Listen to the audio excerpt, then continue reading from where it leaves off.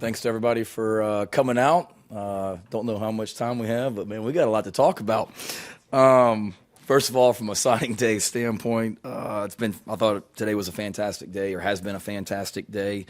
Really, first of all, just want to thank everyone in our program for all of their hard work during this. Obviously, our players that do a great job of hosting these prospects when they come on campus for visits.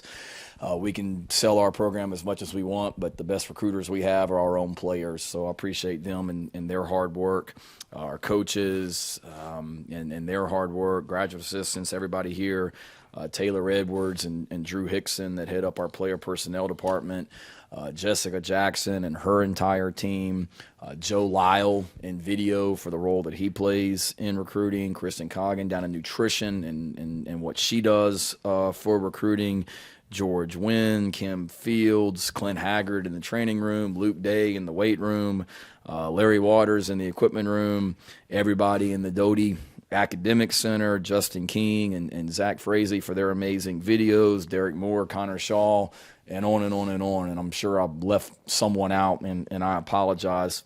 But it really is a team effort, and it's not just a prospect and his family come on campus for a visit and the coaches hang out with them. I mean, it's this entire organization. When one prospect comes to campus, we're all involved. And with this class, it's unique because June was the first time these young men that signed today were able to visit our campus and have contact with us.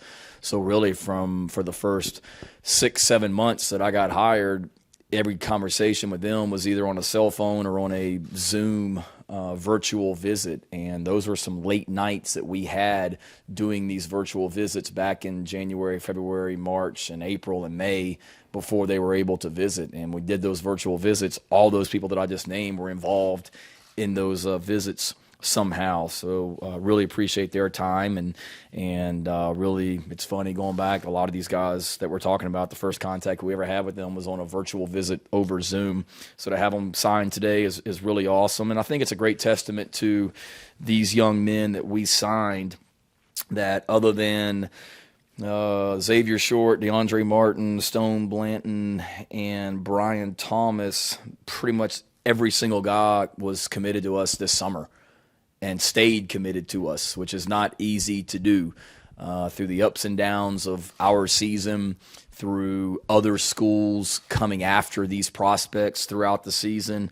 A lot of those guys that I just named had multiple either SEC, ACC, Big 12, Big 10 programs coming after them here in the last week alone that we had to, fight off, and those guys never wavered. And I think it's a great testament to what the young men that we signed are about. You win with people, and I believe we've signed a fantastic group of people today, first and foremost. I mean, you talk about 5 of these guys either played or won or are about to play for a state championship. Got 9 different states represented in this class. 4 guys nationally recognized as either an Under Army or Army All-American. Love being able to get guys on campus and evaluate them in person. And we had 9 of these guys attended our summer camp this summer, and we had a chance to actually work with them. 10 of them are multi-sport athletes at their high school, doing well academically. All these guys are fantastic students and will have no problem excelling here at the University of South Carolina. And it's a great group of just guys that have great competitive spirit about them, that are winners, that want to be here at Carolina, and are guys that I'm convinced we can build with and continue to advance this program. And want to thank our fan base as well. I mean, the great job that they do. I say it during these press conferences during the season, and it's true. The atmosphere in Williams-Brice Stadium is second to none. And so many of these prospects, Stone Blanton, for example, was in our stadium for the Eastern Illinois game and was in our stadium for the Clemson game. And that made an impact on him. And that made an impact on a lot of these guys that we signed today. So thank you to our fans for the best home field advantage in all of college football. And we told all these recruits that we signed that, that atmosphere that we had out there for Florida and Auburn and Clemson, that's the norm here. And you guys coming to Carolina can make that a reality every single week and even better. You think that environment was good for the last game of the season. Wait do you see it when we're nationally ranked, and we got nationally ranked teams coming in here, and we're competing for SEC championships with you guys. And I believe that wholeheartedly. So thank our fans for the amazing environment they created in Williams-Brice Stadium week in, week out. I really want to get on Phil right now for walking in a few minutes late, but I won't. Thank our fans, for that as well. And then also just the social media. I mean, obviously, South Carolina football was the talk of the nation, I think, on social media. What was that, Monday night, I guess, and that resonated with a lot of prospects across the country as well. So thank our fans, for that one as well. And I'm sure you guys will talk or ask about all these individual guys and what individually, but so I'm not going to go through each and every one, but really excited about the group of people, the type of players they are, the type of competitors they are, the winners they are. And South Carolina football, we got better today.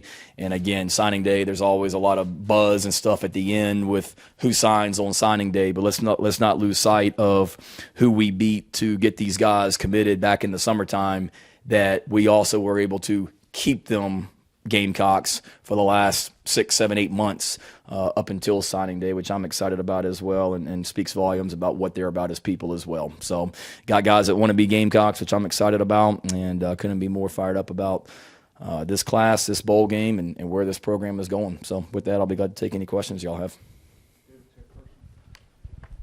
Shane, I know all the freshmen coming in have their own skill sets and talents that you're excited about, but of course Monday night's announcement about Spencer and Stogner coming in, how did that come together? I mean, obviously you guys had a relationship, but how did it go from I'm entering the portal to I want to come to Columbia?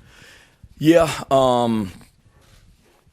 Austin, I obviously coached. I was his tight ends coach, and if you walk in my office right now, there's a picture hanging up of the tight ends that I coached at Oklahoma after we beat Texas last season in 4 overtimes in Dallas, and us on the field after the game. And I've told you guys that I've got great relationships with anybody that I've coached anywhere, and Austin is no different. So when he went in the portal, whenever that was, 2 weeks ago, I think it was the Tuesday night after the Clemson game, I believe.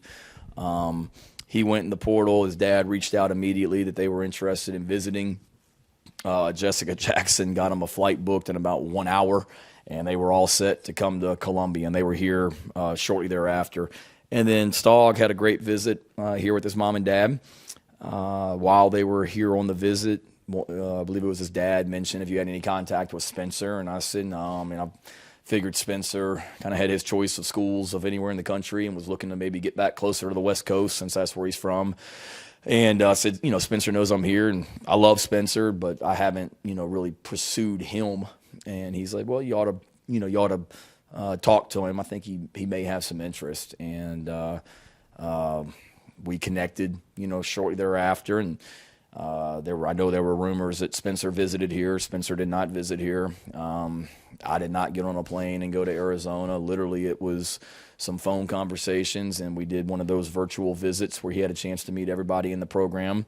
Stog coming here on a visit and seeing how amazing this place is, what his influence on Spencer and what he told Spencer about this place. And that's one thing Spencer told me, because we were going to, I talked to Spencer about visiting, and he said, I don't need to. He's like, I know you and everything that Stog told me about the place, I don't need to come see it. I mean, Stog's that impressed with it. And we just continued to talk, and the Spencer's time frame for making a decision kept getting closer, quicker and quicker. At one point, it was going to be around Christmas time, and then it was going to be in a couple weeks, and then it was going to be in a couple days, and then a couple days turned into right now. And it was pretty cool. On Monday night, I got a call from Stog's dad, and I answered the phone, and Spencer's dad and Stog's dad were all on the call, and they told me they were coming, and had to step outside and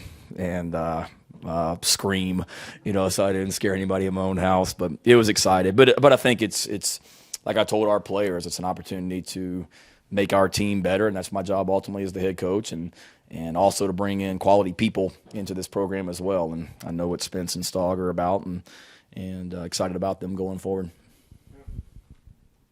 I guess with the other quarterbacks of note, with Braden Davis, could you just kind of speak to him a little bit? And with Jason Brown declaring he was entering the portal too, could you also address that as well? Yeah. As far as Braden, a winner, just won the state championship Saturday up in Delaware. Beat Debo Williams' school, so we've been giving Debo a hard time about that as well because they're rivals. But no, Braden's just a really, really talented guy. He's a winner. He fantastic, family. Dad obviously played football at the University of Tennessee and was a great player there. So he comes from an athletic background. Really just impressive as a person. His intelligence at the quarterback position. His size, 6'5", every bit of it, and growing, close to 200 pounds right now. He can run, and he's gotten better as a passer in the last year as well. You can tell how hard he's worked at it as well. So I'm excited. He's got a huge upside, in my opinion. I was up there last Wednesday or Thursday and was there as they were getting ready to practice for the state championship game, and just a great leader, great player, and fired up about his potential as a quarterback, and then here at South Carolina. And then in regards to Jason and I have met multiple times over the last couple days, and met with Jason again this morning. He came in before we started meetings, and he just felt like a fresh start would be what was best for him, and wish him well. I told Jason I don't want him going anywhere. I want Jason to stay here and compete and continue to write his story here at the University of South Carolina, because it's a fantastic story that he's already started to write with what he did here in the month of November, being the starting quarterback and helping to lead us to wins over Florida and Auburn, and then getting bowl eligible.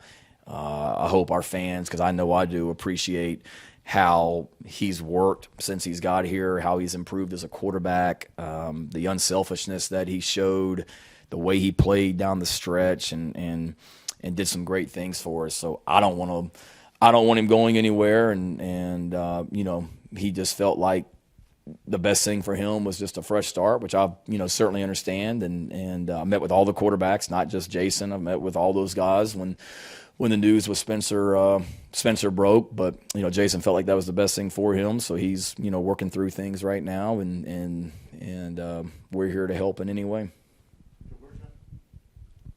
Coach, focusing on the defensive side, Stone Blanton, what does he add immediately to that position group, and also how were you guys able to convince him that this was going to be the right fit for him when he was already thinking about going somewhere else originally? Yeah, love what Stone's about. Another state champion, won a state championship in Mississippi at his school. Great family. He's a heck of a player. He's got the toughness, the mindset, everything that you need, the athleticism to be a great linebacker, and he is certainly a thumper. And I can remember watching his tape for the first time and just how impressed I was with him. And I think, honestly, relationships, I think, were the key, and as it kept going on and on and on, you kept saying, man, is this guy really going to leave the state of Mississippi when he's got Ole Miss and Mississippi State after him, not just for football, but for baseball also as well? And he came on his official visit in the summertime. I knew he loved it. And then he came back on his own for the Eastern Illinois game. I knew he loved it. And then you don't know as the season goes on and it gets closer and closer to signing day. And then I can remember Clayton White telling me before the Clemson game, hey, Stone's coming this weekend. And I remember thinking, dang, if he's coming back for a second time on his own dime, he must really like this place. And that was really cool that he came back. And I think that's just the biggest thing. Clayton and the defensive staff and then myself, we just really worked hard, or not worked hard, but it was just easy to develop a relationship and a rapport with his family. And, giving assists to my wife, who's from Starkville, Mississippi, being a fellow Mississippian, she certainly helped the process. And my in-laws who live in Starkville were a big help as well, just supporting, having great Mississippians there to support Stone as well, and just love what he's about. He's a fantastic young man. Coach Kingston got him a heck of a baseball player as well, and certainly appreciate Mark and the baseball staff, their help with this as well. I was in Atlanta last Friday for the Georgia High School State Championships, and while I was there, I was on the phone with Coach Kingston, just talking about Stone and some other young men that play baseball and football that we both are recruiting. So really appreciative of that relationship with the baseball staff, and that's one thing that we talked to Stone about is playing baseball and football.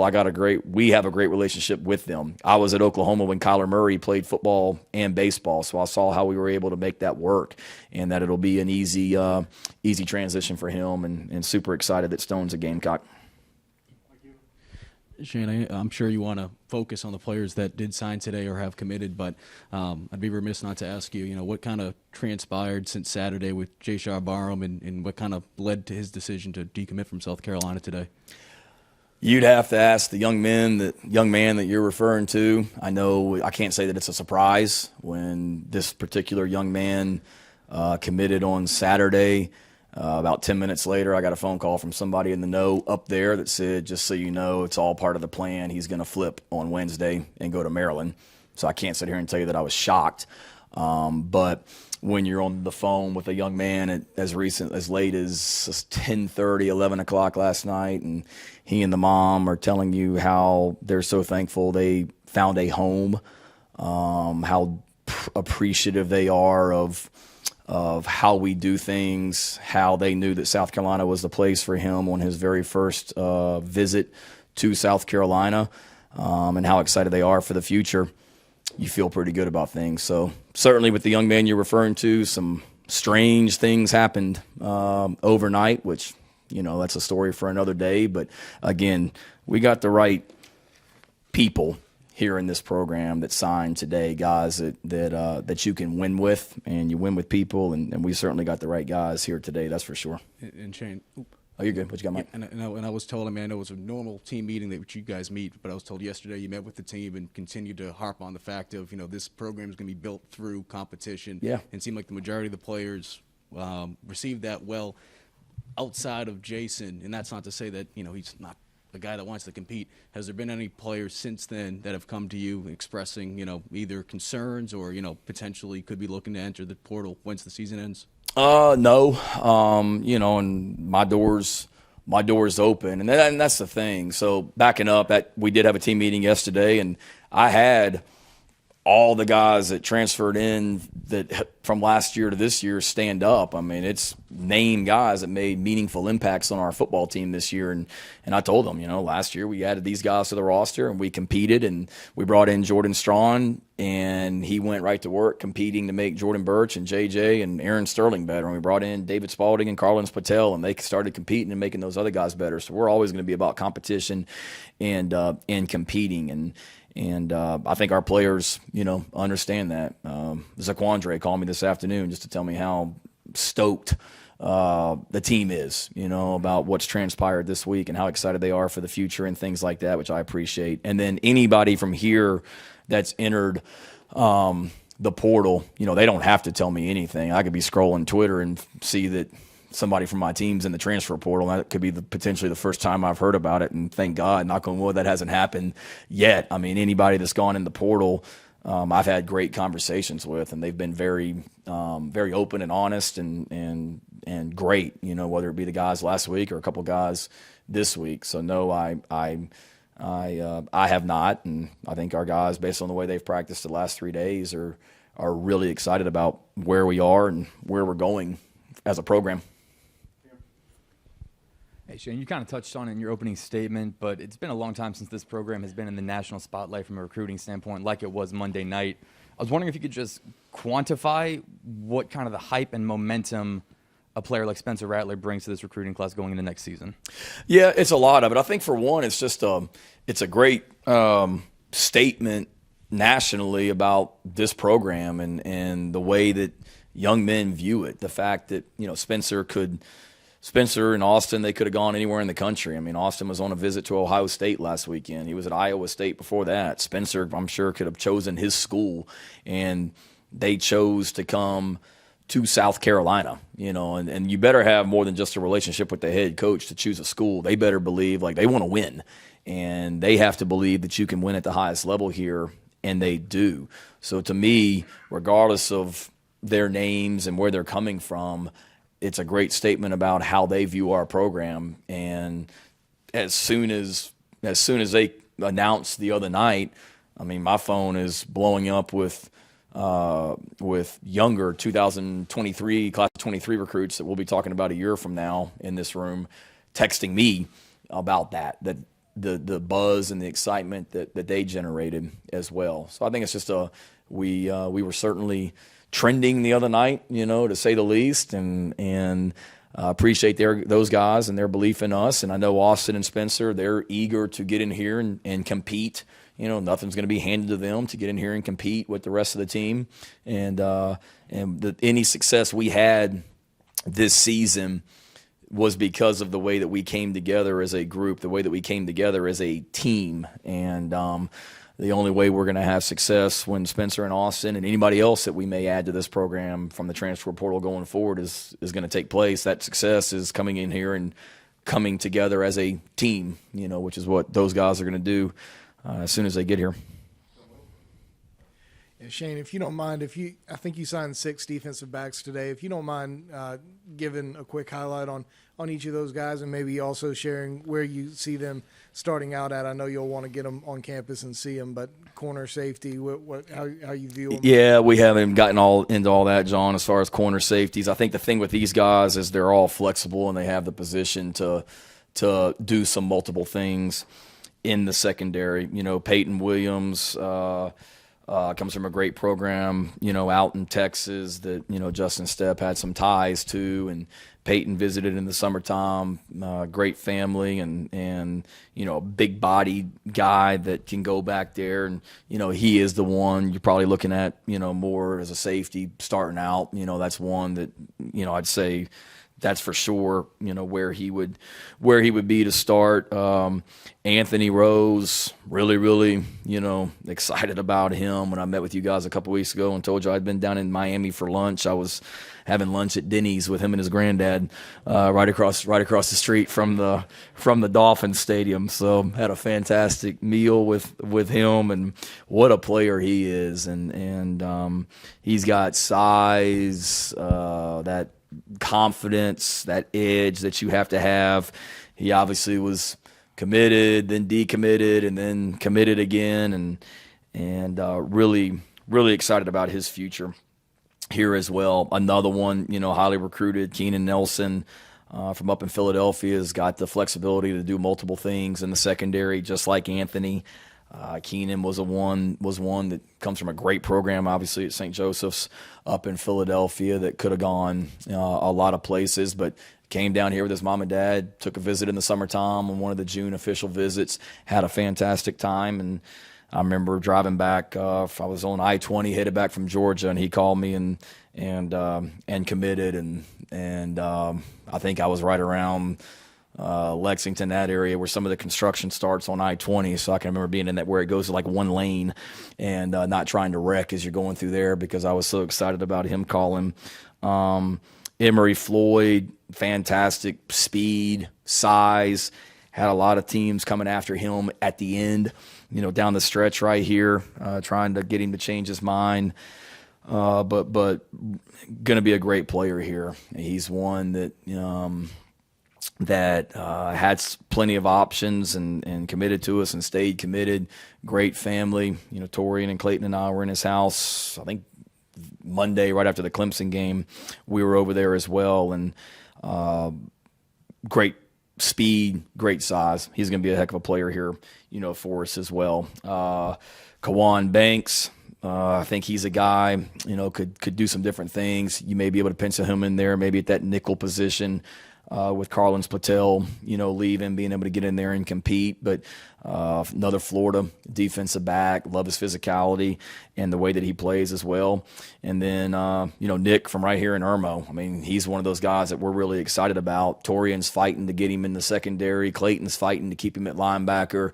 I think Mike's fighting to try and get him up there where he can rush the passer. And he's a guy that, when Nick came to our camp, this past summer, he was so impressive, just the way that he ran and tested and everything, that we offered him thinking, man, this guy could be a lot of different things, offense, defense, multiple positions as he continues to grow. And that's exciting. And then we offered him, and you're hoping he doesn't go to a whole lot of different camps where everybody else has a chance to see him as well because of how impressive he was. So he's another one that I throw in there that I think could, potentially play a lot of different positions on our defense as well. But the good news is we do have guys that we don't just pencil in and say he's absolutely a corner, he's absolutely a safety.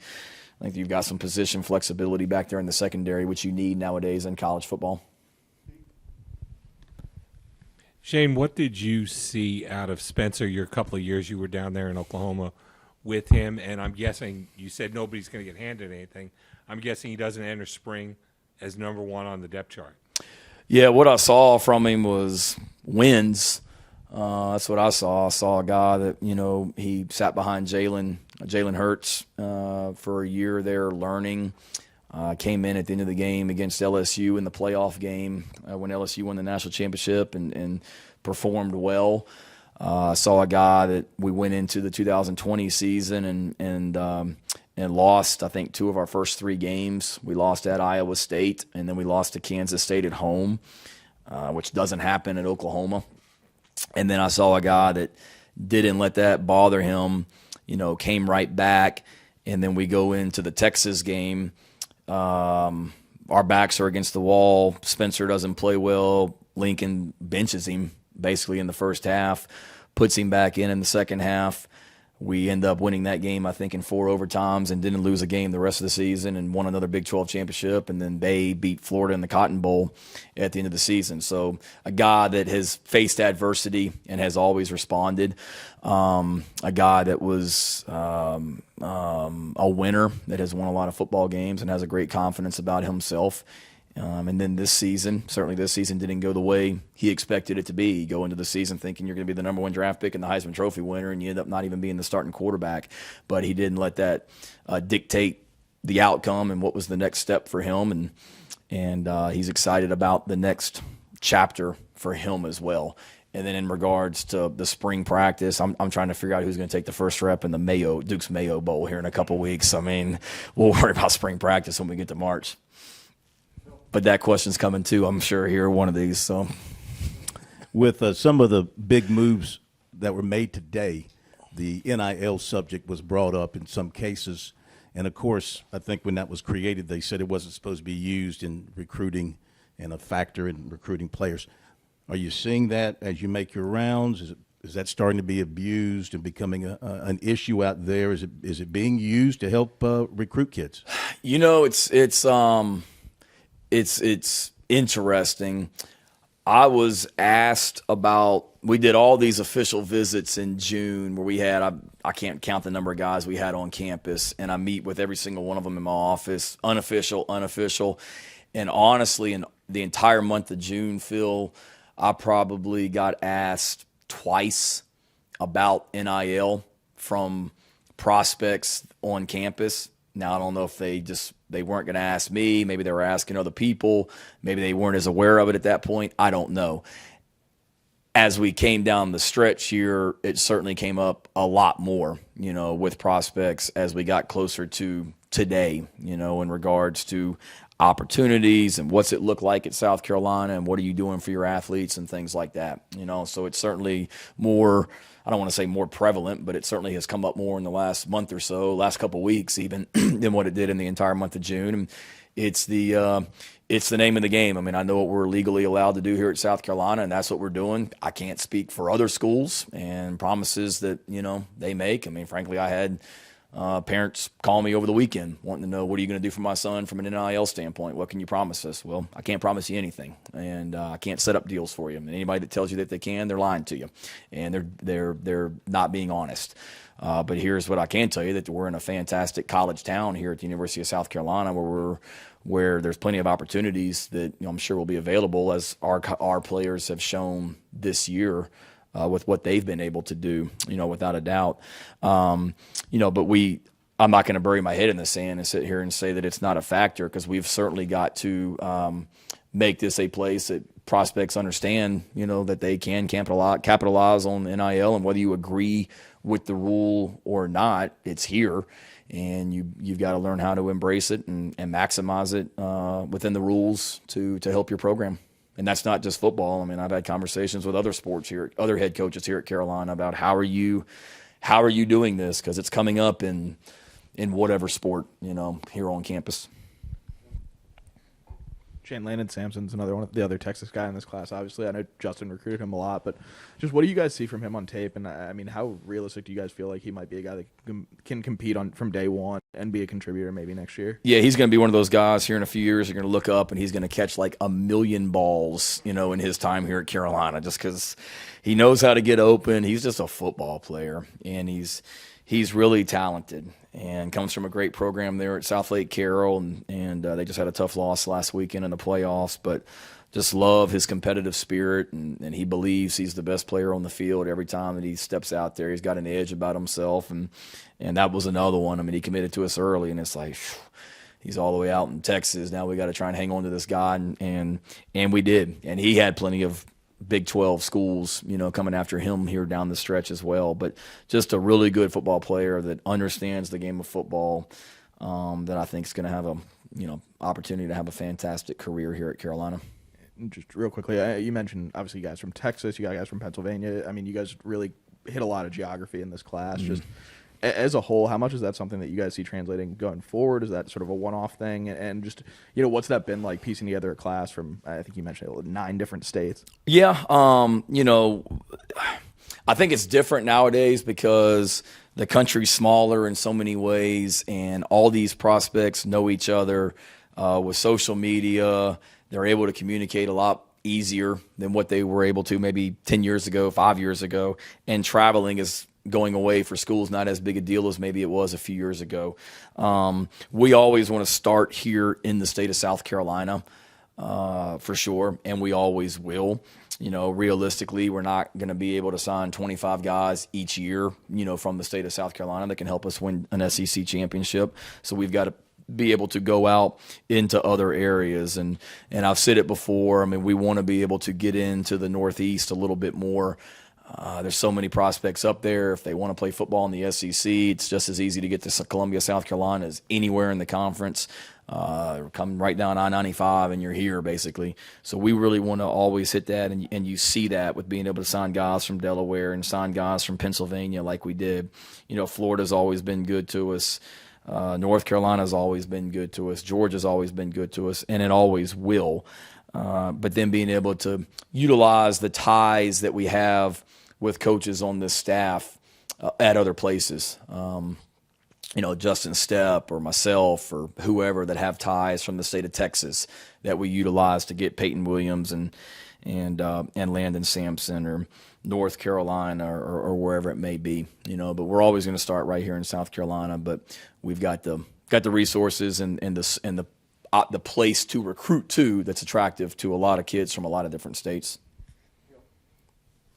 I guess sort of on that subject of in-state guys with Xavier, and could you speak to what came together for him and what y'all envision for him in the future as far as position and with Demetrius Watson as well? Yeah, Xavier, I feel like every Friday night we'd be in the team hotel before a home game, or wherever we were, whatever city, before an away game.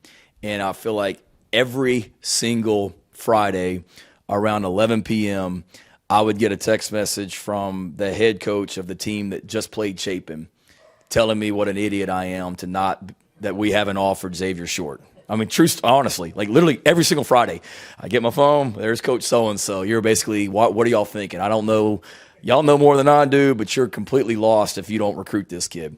I don't know what you're doing, but y'all are basically idiots if you don't sign this kid. And he had been in our camp this past summer and was fiercely competitive and did a great job in the camp. And really it got kind of down to early on exactly where is he going to play.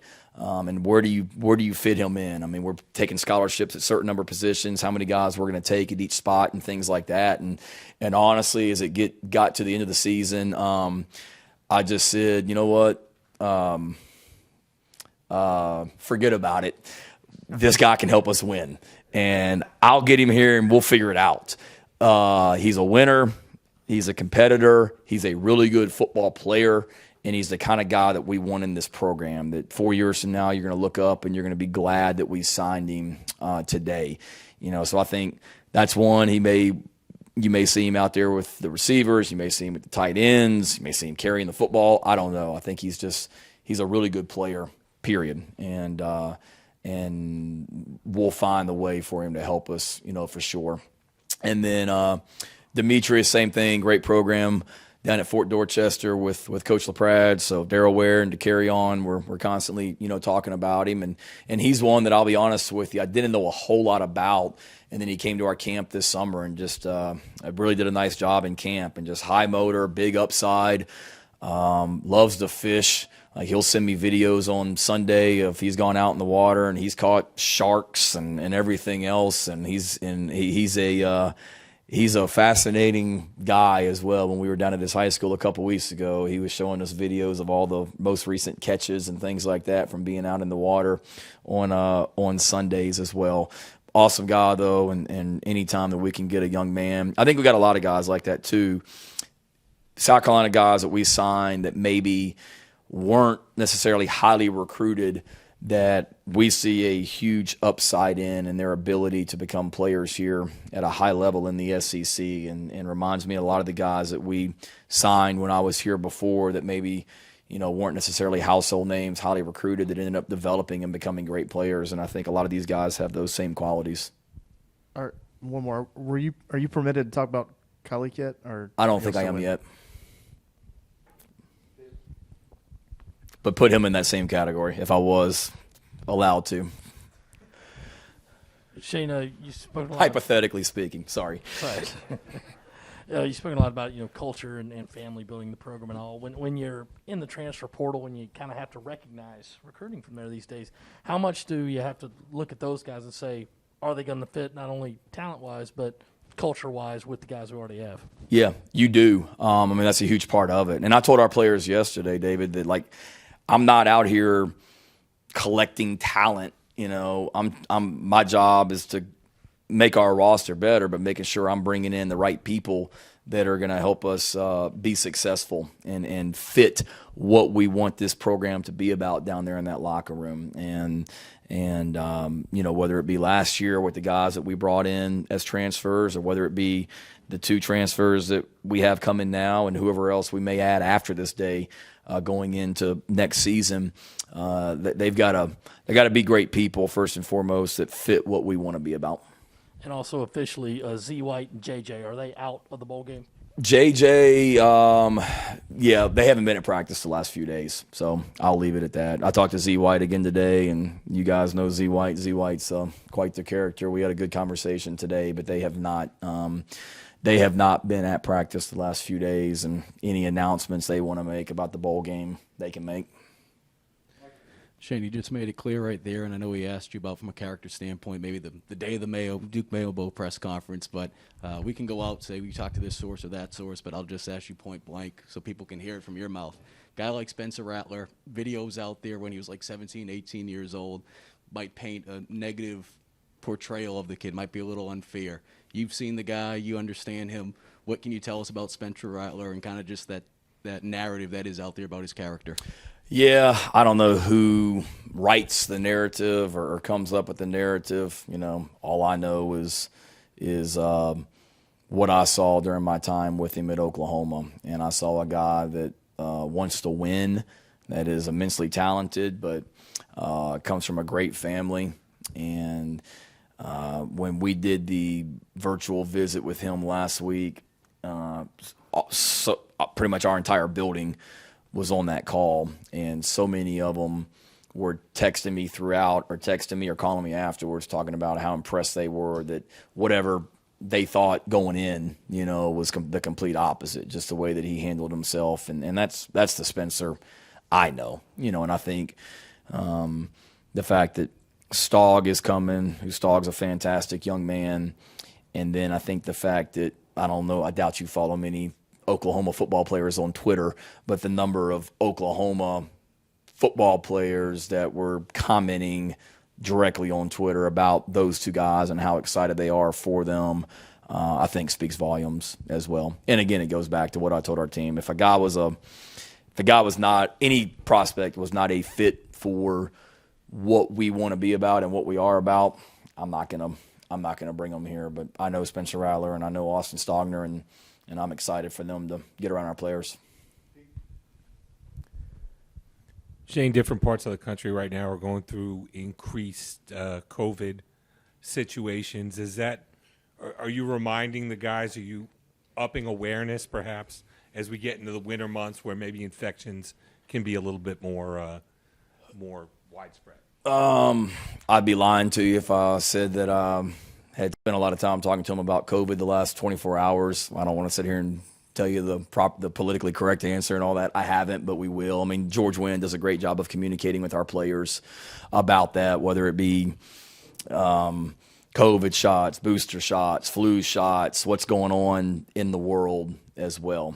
So we're following protocols that we need to follow, and constantly making our guys aware of things, and I think our guys are as well. I mean, all they got to do is turn on the TV and see what's going on in the NFL right now and things like that, and hear about it. And we certainly need everybody when we go to Charlotte and play in that game in a couple of weeks, and need to make sure we're doing our part to make that happen.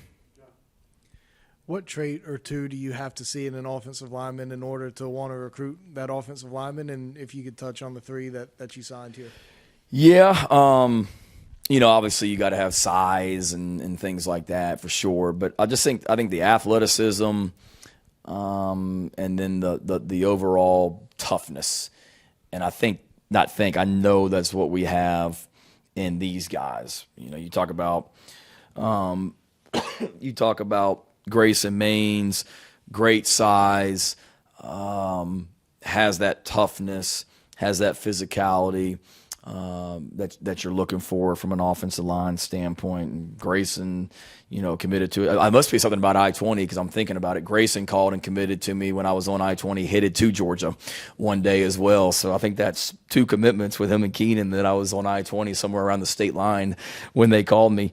One on the state line and one in Lexington. But great physicality. Case and Henry, just nasty and tough. I mean, there's the play that stands out with Kaysen. I think it was in his spring game this past year, and just his physicality and mindset to finish plays. He had a play where he basically is on one side of the field and runs all the way across the field and blocks a guy like on the sideline, on the opposite sideline. He's just relentless, and love the way that he plays. He's mean in a good way, and great size as well. I mean, he's every bit of 6'6", and could still be growing. And then Ryan Brubaker, he's one great we talk about athleticism. I mean, this guy's a great athlete. His dad was a college athlete, or college football player, and was a great player. And Brew is super athletic. The very first time I saw him, I was sitting in my office, and I think it was Coach Satterfield came in my office. He's like, "You got to come here, come see this." And I go in the offensive staff room back in the springtime, and they're watching video. And when I walk in, it's a swim meet that they're watching, and it's Brubaker racing in the swim meet. And it's like one of the most fantastic races I've ever seen in a pool, where it's like, is he really going to win this thing? And the whole room sitting there like cheering for Brubaker to finish this thing, because it's such a competitive and spirited race. And then they finished the race, and I'm like, why in the heck are we watching a swim meet? And they're like, this guy is the guy that we're recruiting as an offensive tackle. And I can honestly say that's the first, that you got an offensive tackle that's a competitive swimmer, that I've been around at least. But I think it's a great testament. It shows what kind of athlete he is, and is growing. And that whole crew right there, they committed, this summer.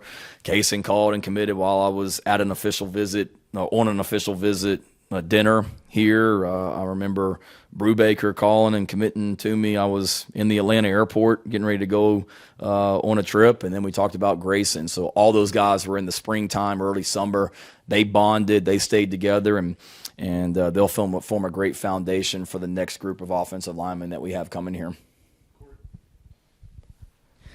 Shane, you'll have to forgive me, but how much room is left in the 2022 class, and with whatever that number is, what is the approach? Is it transfer portal guys? Is it high school guys? How much of a combination of the two you would anticipate in terms of the approach to fill the remaining spots? Yeah, as far as spots remaining, I feel like it changes every day. So get back to me on that one. I mean, that's constantly in flux, and I don't mean to be like sarcastic. It is, though. I mean, as guys are, whether it be NFL decisions that our players have to make, guys that may feel like a start for them somewhere else is better. And what they're looking for, there's a lot of different things that change kind of where we are. We've got a lot of flexibility going forward. I'll say that, from a scholarship number standpoint. It's not something that we all of a sudden just started looking at today. I mean, we've been thinking about, okay, what's our roster numbers going to be going back to the summertime based on if these guys sign that we think they're going to sign, what happens and what's it going to look like. And then going forward, Corey, I think it would be a combination of things. Certainly, we'll look to the transfer portal if a young man's in there that can help us and fits what we're about as a program. And then there's also guys that we have been recruiting all along that even came on official visits this summer that did not sign today, that we're still recruiting at certain positions as well. So it kind of reminds me, I think last year, when we had this signing day press conference, I'm standing up here and I didn't have a clue about these guys y'all are asking me about last year at this time, other than the video I had watched and a couple phone conversations because I hadn't been involved in their recruiting. And I want to say it was 9 or 10 guys that we signed last year, which allowed us to go into January and beyond to continue to add to the roster. And we're not quite at that point, right now with numbers, but we're certainly flexible enough to continue to add to this roster as we go forward. Just some more individual guys. See if you could talk about DeAndre Martin, Westmoreland, Brian Thomas. I think those are. Yeah. Westmoreland was committed to Georgia early on and decided that this is where he wanted to be. I think he's got a lot of position flexibility. You guys were asking about corner, safety, all that. I mean, Westmoreland's a guy that I think inside linebacker, edge with Coach Peterson. He's got a great ability to rush the passer and just a great personality and just plays really, really hard and has a lot of position flexibility there, in our front seven. Brian Thomas, same thing, was here for a camp this summer. Dad obviously was a great football player in his own right. And like what Brian's about, was here this summer, came back on an official visit early, and then committed during the season as well. And then DeAndre is one that, man, we're all really excited about his potential as well. I mean, he's a guy. It's an amazing story when he gets here and you guys have a chance to talk to him, just the way that his body has grown in the last couple of years. I mean, he was literally 6'5" and every bit of 290, and he was literally a 230-pound receiver like a year and a half ago. And he's just went to Life Christian Academy as a receiver and grew, ate, whatever. And his dad tells the story that he dropped him off at Life Christian Academy and came back a month or 2 months later and was like, "What you been doing?" Because he had grown so much. But you see that athleticism as a receiver shows in his ability to rush the passer. He was at our camp, and I remember going out in the football stadium back in June at camp, and they're telling me that this guy from Durham, North Carolina, that goes to high school in Virginia is out here just killing everybody. And I go out there and watch it, and he was. And just the joy that he took in dominating every single one-on-one rep that he had out there on the field was impressive. And then come to find out that he'd only been playing defensive line at that point for like a month. So I think he's got a big upside, great personality. You guys are going to love him as an interview when you get him in here. But really, really, really excited about his potential up front, and with all those guys as well. That we knew that up front was a major need for us, with JJ most likely leaving, as we knew that going into the season, Aaron Sterling leaving, Jabari Ellis leaving, Zach Pickens being an older guy, that Jordan Strawn coming in and being an older guy, that was a position that we needed to, MJ Webb being an older guy that we needed, Devontae Davis that we needed to overhaul and get some guys in here and feel like we have along the defensive line with Coach Lindsey's group and Coach Peterson's group. Oh, gee. So in Ben's story the other day, he quoted the quarterback coach for Rattler as talking about Marcus Satterfield and the pro package, the pro offense that he wants to run here. And you've seen Rattler, of course, up close and personal.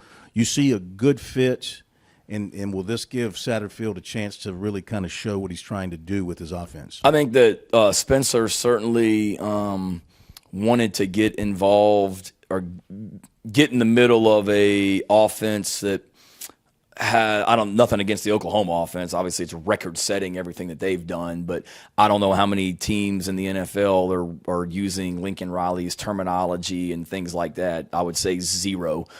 Maybe Cliff Kingsbury out in Arizona has aspects of it. I don't know.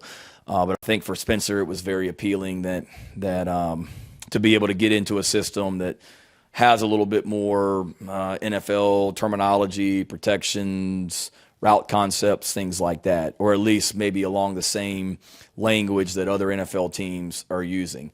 Not to be confused that he wanted to get into a pro-style offense that's too complicated to learn. Nobody said that. He wanted to get into an offense that is a little bit more NFL-ish from terminology and things like that, that's also simple enough for him to learn and go execute in a short time once he gets here and goes into spring practice. All right, thanks, guys.